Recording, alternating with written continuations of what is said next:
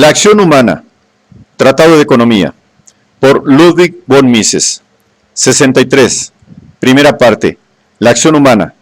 Capítulo 7. La acción en el mundo. 1. La ley de la utilidad marginal. La acción ordena y prefiere. Comienza por manejar solo números ordinales, dejando a un lado los cardinales.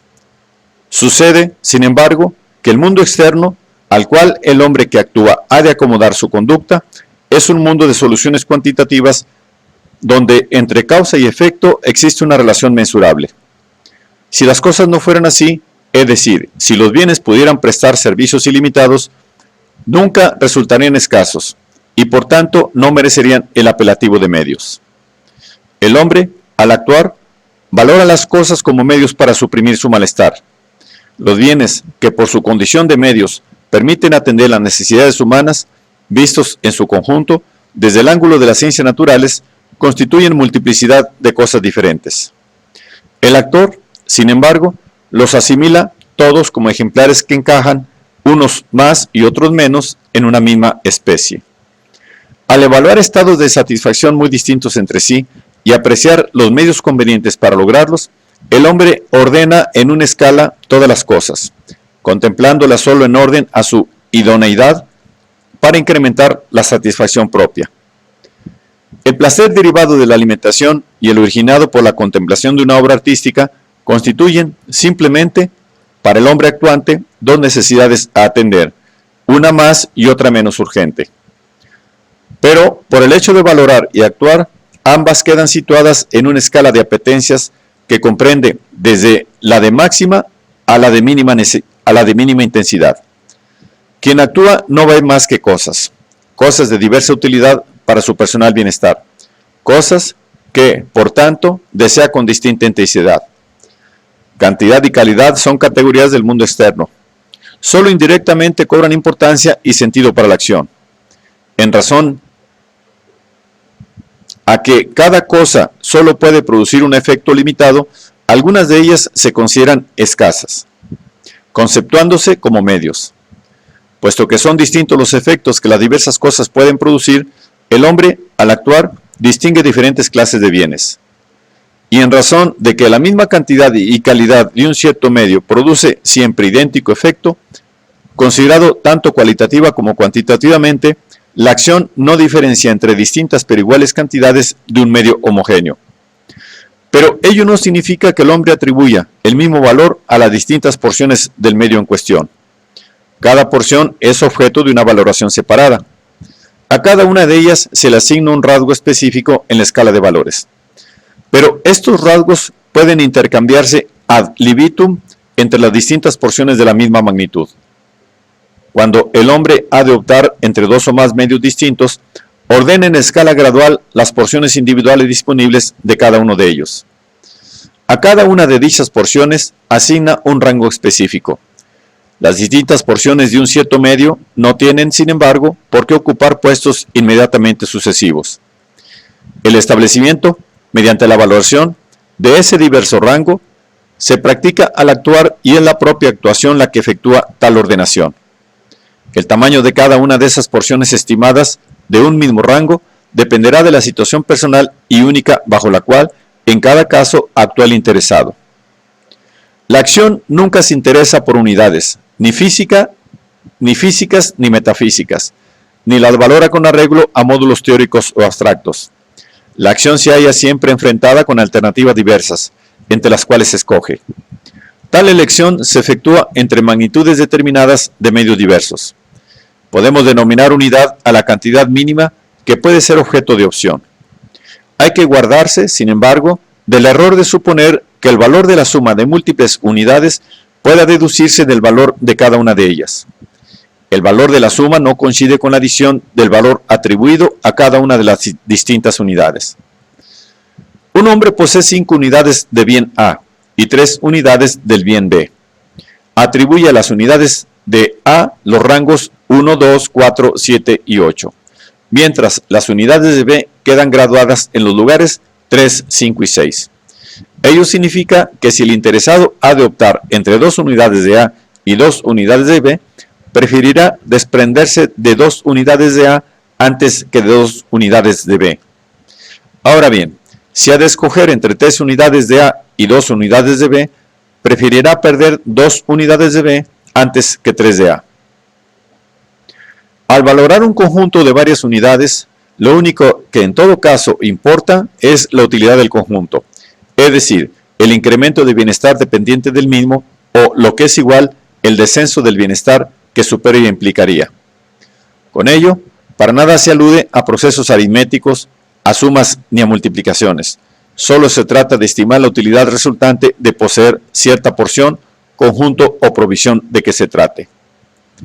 En este entendido, utilidad equivale a idoneidad, causal, para la supresión de un cierto malestar. El hombre, al actuar, supone que determinada cosa va a incrementar su bienestar. A tal potencialidad denomina la utilidad del bien en cuestión. Para la praxeología, el término utilidad equivale a la importancia atribuida a cierta cosa en razón de su supuesta capacidad para suprimir determinada incomodidad humana. El concepto praxeológico de utilidad, valor de uso subjetivo, según la terminología de los primitivos economistas de la escuela austríaca, debe diferenciarse claramente del concepto técnico de utilidad, valor de uso objetivo, como decían los mismos economistas. El valor de uso en sentido objetivo es la relación existente entre una cosa y el efecto que la misma puede producir. Es al valor de uso objetivo al que se refiere la gente cuando habla de valor calórico o de potencia térmica del carbón. El valor de uso de carácter subjetivo no tiene por qué coincidir con el valor de uso objetivo. Hay cosas a las cuales se atribuye valor de uso subjetivo simplemente porque se supone erróneamente que gozan de capacidad para producir ciertos efectos deseados. Por otro lado, existen cosas que pueden provocar consecuencias deseadas a las cuales, sin embargo, no se atribuye valor alguno de uso por cuanto se ignora dicha potencialidad. Repasemos el pensamiento económico que prevalecía cuando la moderna teoría del valor fue elaborada por Carl Menger, William Stanley Jevons y Leon Walras. Quien pretenda formular la más elemental teoría del valor y los precios comenzará, evidentemente, por intentar basarse en el concepto de utilidad. Nada es, en efecto, más plausible que suponer que la gente valora las cosas con arreglo a su utilidad. Pero llegados a este punto, surge un problema en cuya solución los economistas clásicos fracasaron. Creyeron observar que había cosas cuya utilidad era mayor y que sin embargo se valoraban menos que otras de utilidad menor. El hierro es menos apreciado que el oro. Este hecho parecía echar por tierra toda teoría del valor y de los precios que partiera de los conceptos de utilidad y valor de uso. De ahí que los clásicos abandonaran este terreno, pretendiendo infructuosamente explicar los fenómenos del valor y del cambio por otras vías.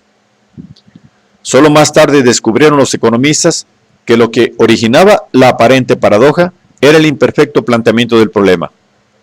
Las valoraciones y decisiones que se producen en los tipos de cambio del mercado no suponen elegir entre el oro y el hierro. El hombre, al actuar, nunca se ve en el caso de escoger entre todo el oro y todo el hierro. En un determinado lugar y tiempo, bajo condiciones definidas, hace su elección entre una cierta cantidad de oro y una cierta cantidad de hierro.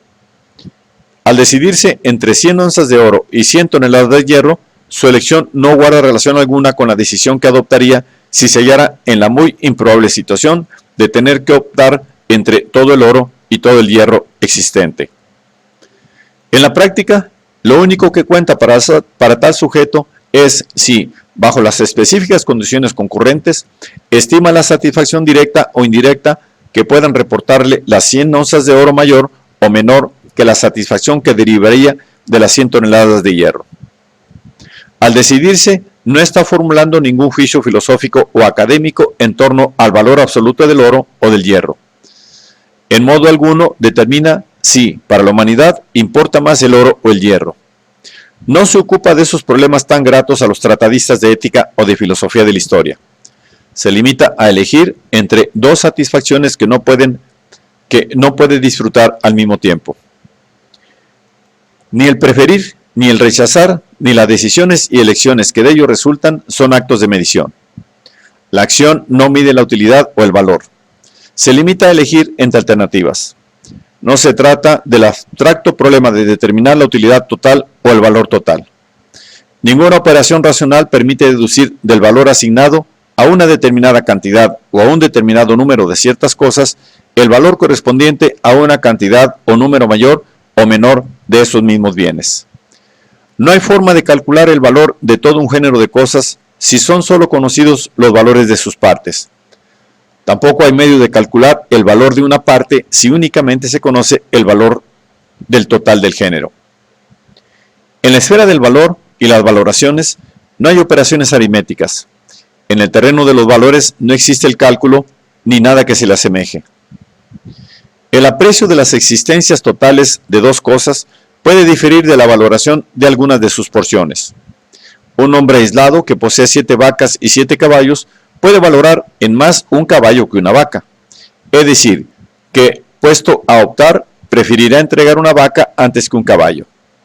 Sin embargo, ese mismo individuo, ante la alternativa de elegir entre todos sus caballos y todas sus vacas, puede preferir quedarse con las vacas y prescindir de los caballos.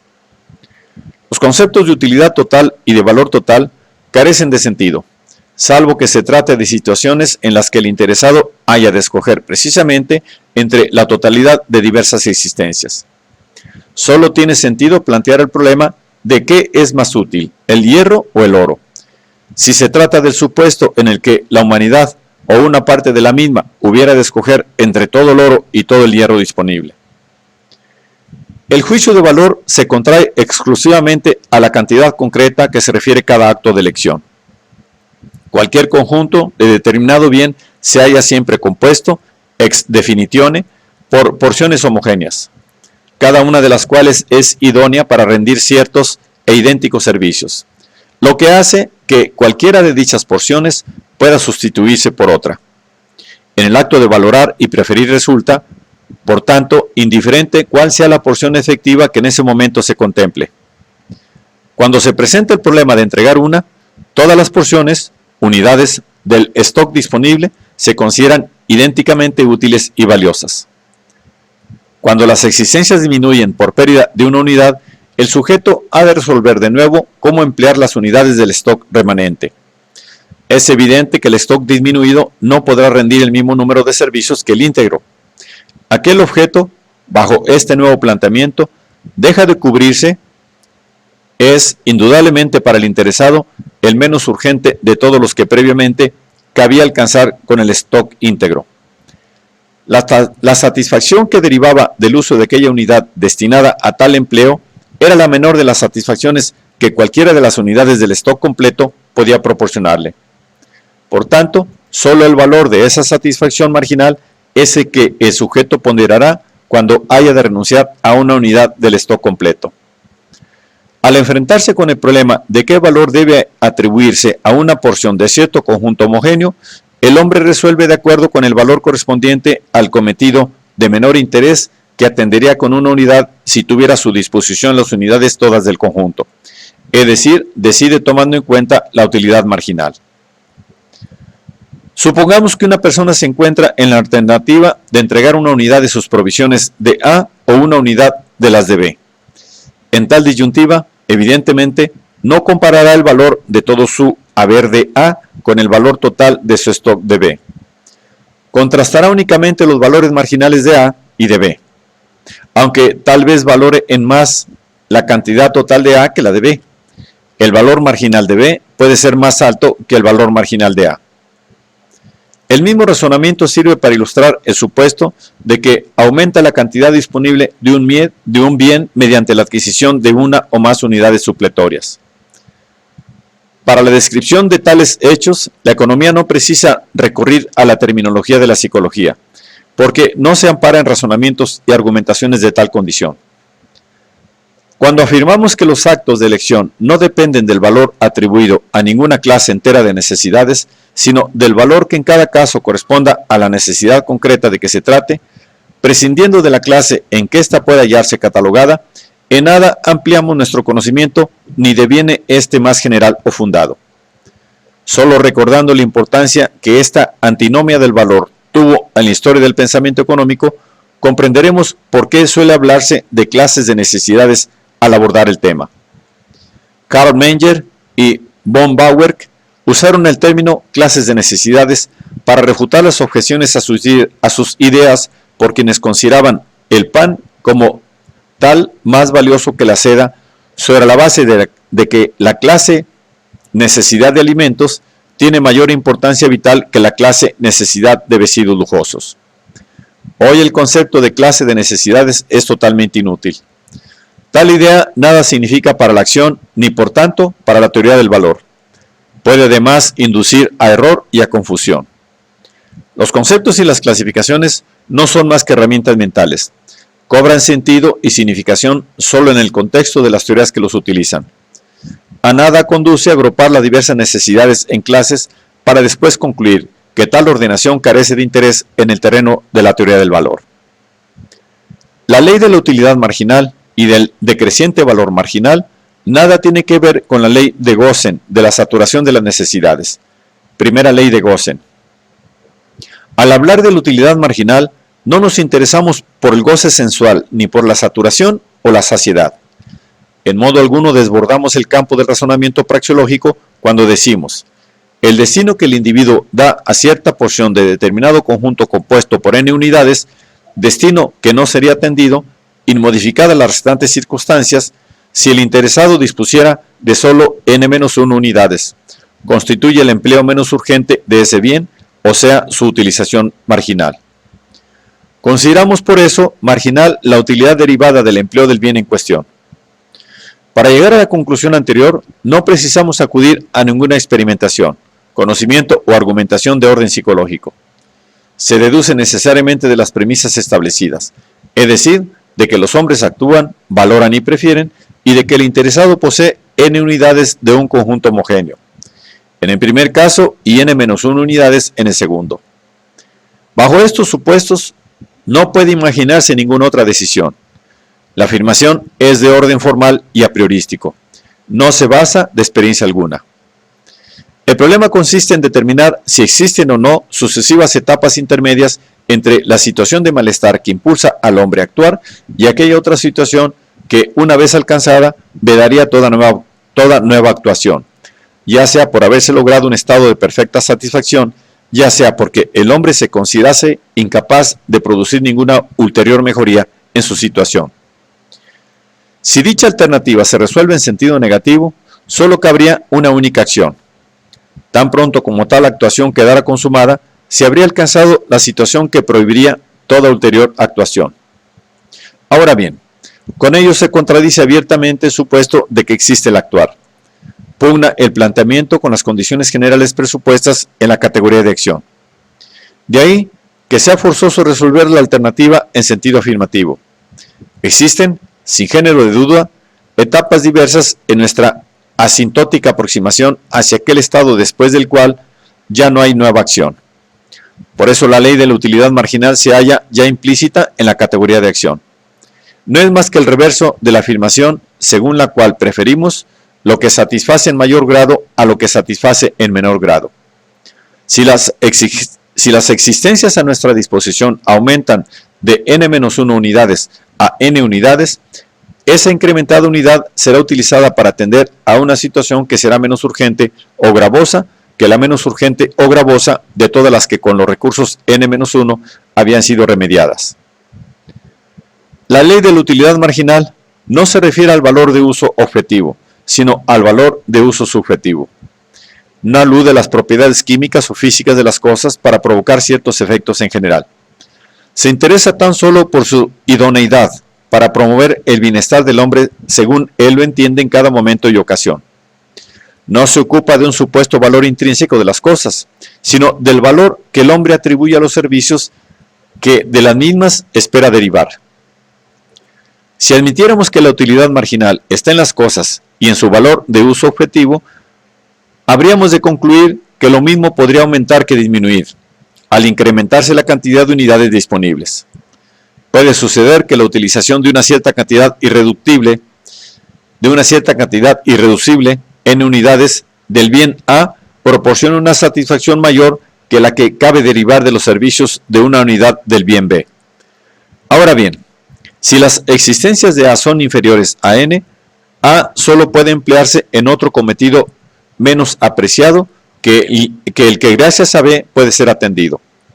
En tal situación, el que la cuantía de A pase de n-1 unidades a n unidades parece aumentar el valor atribuido a la unidad.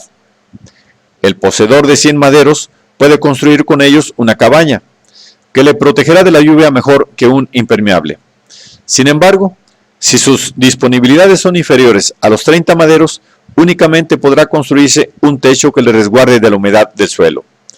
De ahí que, si el interesado dispusiera de 95 maderos, por otros 5 prescindiría del impermeable. Pero si contara solo con 10, no cambiaría el impermeable ni por otros 10 maderos. El hombre cuya fortuna ascendiera a $100, tal vez se negaría a prestar cierto servicio por otros $100. Sin embargo, si ya dispusiera de $2,000 y deseara ardientemente adquirir un cierto bien indivisible que costara $2,100, seguramente realizaría aquel trabajo por solo $100. Esto concuerda perfectamente con la ley de la utilidad marginal correctamente formulada, según la cual el valor de las cosas depende de la utilidad de servicio que las mismas puedan proporcionar. Es impensable una ley de utilidad marginal creciente. La ley de la utilidad marginal no debe confundirse con la doctrina de Bernoulli, de mensura sortis, ni con la ley de Weber-Fechner. En el fondo de la teoría de Bernoulli palpitan aquellas ideas que jamás nadie puso en duda, según las cuales la gente se afana por satisfacer las necesidades más urgentes antes que las menos urgentes, resultándole más fácil al hombre rico atender sus necesidades que al pobre. Pero las conclusiones que Bernoulli derivaba de tales evidencias eran a todas luces inexactas. En efecto, formuló una teoría matemática según la cual el incremento de la satisfacción disminuye a medida que aumenta la riqueza del individuo. Su afirmación de que es altamente probable que, como regla general, un ducado para quien goce de una renta de 5,000 ducados valga como medio ducado para quien solo disfrute de 2,500 ducados de ingresos, no es más que pura fantasía. Dejemos aparte el hecho de que no hay modo de efectuar comparaciones que no sean arbitrarias entre las mutuas valoraciones de personas distintas. El método de Bernoulli resulta igualmente inadecuado para las valoraciones de un mismo individuo con diferentes ingresos. No advirtió que lo único que se puede predicar del caso en cuestión es que, al crecer los ingresos, cada incremento dinerario se dedicará a satisfacer una necesidad menos urgentemente sentida que la necesidad menos acuciante que fue, sin embargo, satisfecha antes de registrarse el incremento de riqueza. No supo ver que, al valorar, optar y actuar, no se trata de medir, ni de hallar equivalencias, sino de comparar, es decir, de preferir y de rechazar. Así, ni Bernoulli ni los matemáticos y economistas que siguieron su razonamiento podían resolver la antinomia del valor. Los errores que implica el confundir la ley de Weber-Fechner, perteneciente a la psicofísica, con la teoría subjetiva del valor, fueron ya señalados por Max Weber. Verdad es que no estaba este último suficientemente versado en economía, hallándose, en cambio, demasiado influido por el historicismo, para aprender debidamente los principios básicos que informan al pensamiento económico.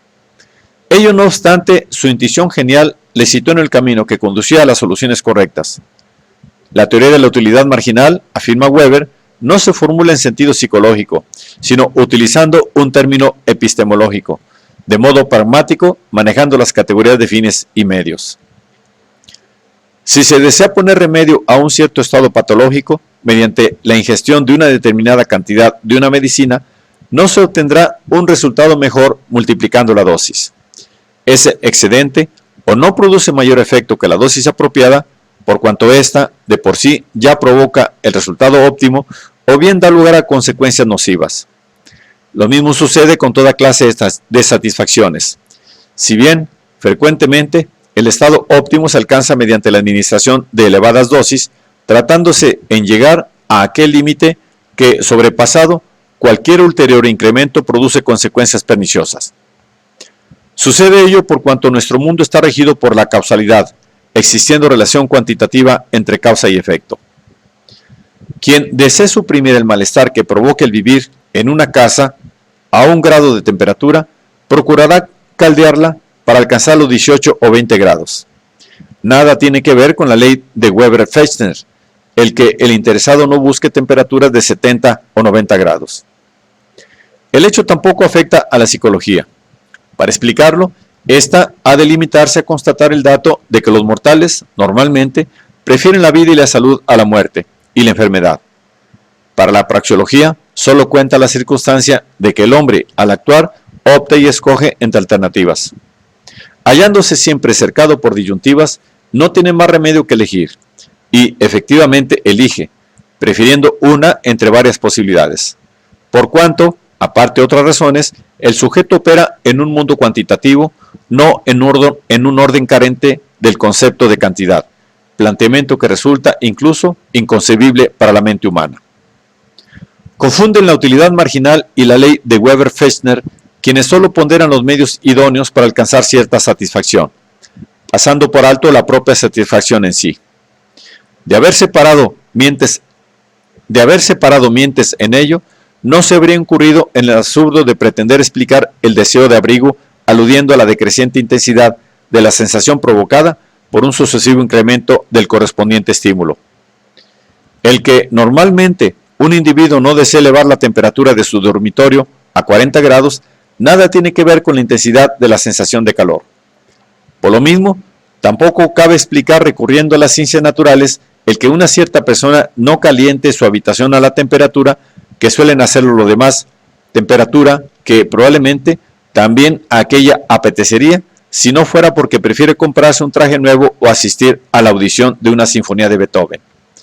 Solo los problemas del valor de uso objetivo pueden analizarse mediante los métodos típicos de las ciencias naturales. Cada bien, cosa bien distinta en el aprecio que el hombre que actúa pueda conceder a ese valor de uso objetivo en cada circunstancia.